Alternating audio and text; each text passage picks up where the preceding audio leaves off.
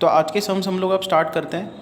एक काम मैं करने वाला हूँ, कल का जो एक्सरसाइज हमने देखा था 6.1 एक्सरसाइज, उसका जो क्वेश्चन नंबर 5 है उसको आज मैं फिर से रिवाइज कर देता हूँ। काफ़ी इंपॉर्टेंट क्वेश्चन है ये और ट्रिकी भी है समझने wise.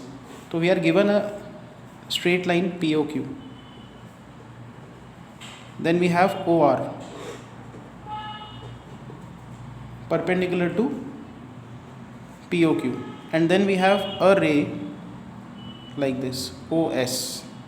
Now this is 90, then this is 90.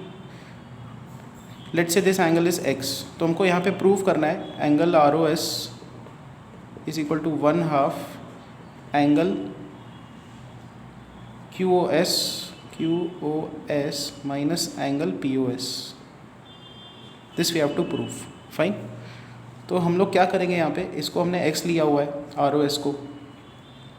पहला हम लोग ये लिखेंगे SOQ एंगल। तो एंगल SOQ ये दो एंगल से बनता है, एक है ये छोटा एंगल x और फिर आगे का एंगल 90, ठीक है ना। ये SOQ मतलब क्या होगा, SOR मतलब x प्लस ROQ मतलब 90। फिर हम लोग इसको लिखेंगे एंगल POR, और देखो POR तो 90 है, तो इसको हम लोग क्या लिखेंगे 90 is equal to 90 degrees is equal to POR is equal to POS plus angle SOR that is x। Fine, ये दो हो गए।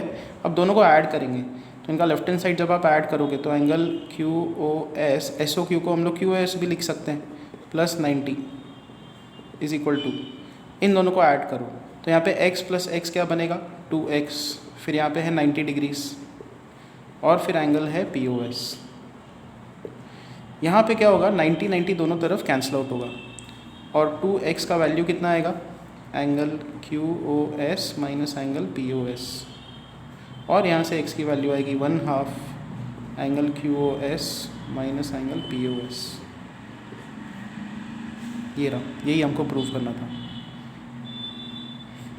x एंगल हमने क्या लिया हुआ है ROS, तो एंगल ROS का जो मेशर है it is 1/2 angle QOS minus angle POS।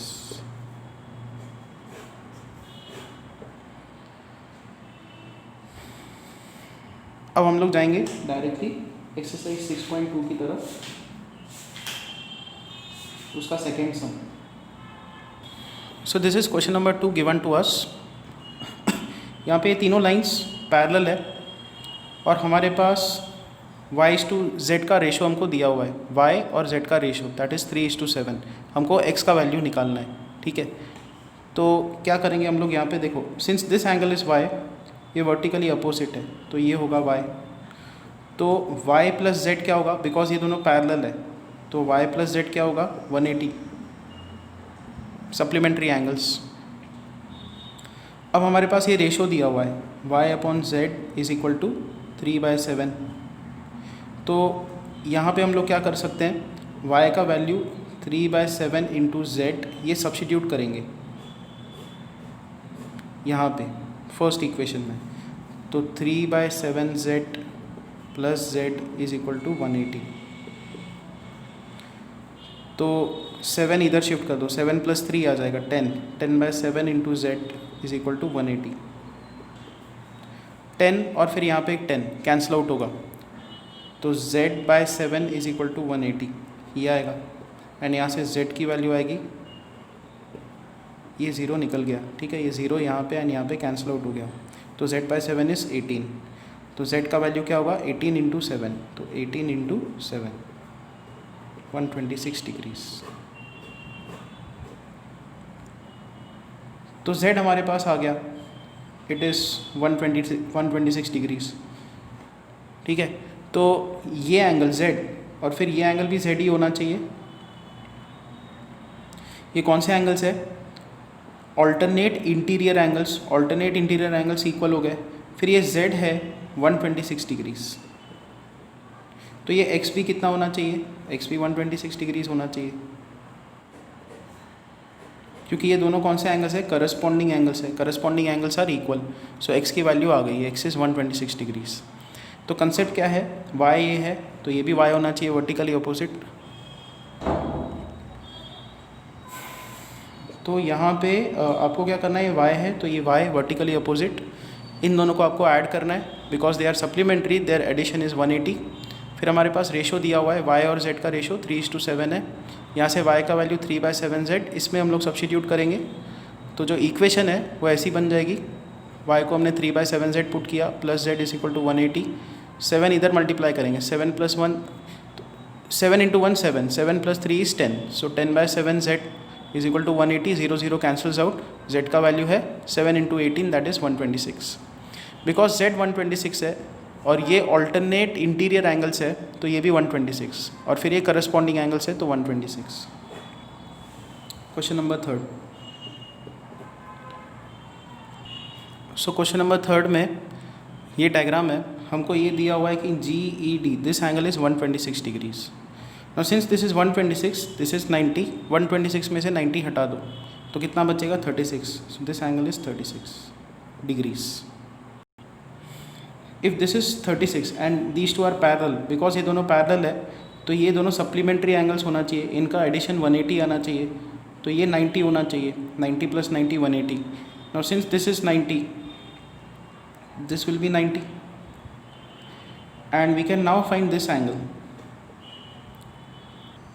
also। हमको जो ये तीन एंगल्स इसमें निकालने हैं GEF हमारे पास आ गया है, it is 36। now one more thing, if you see this angle, ये पूरा का पूरा एंगल ये 126 दिया हुआ है, ये एंगल और फिर ये एंगल, ये कौन से एंगल्स है, they are interior, alternate interior angles, तो अगर ये 126 है तो ये भी 126 होना चाहिए,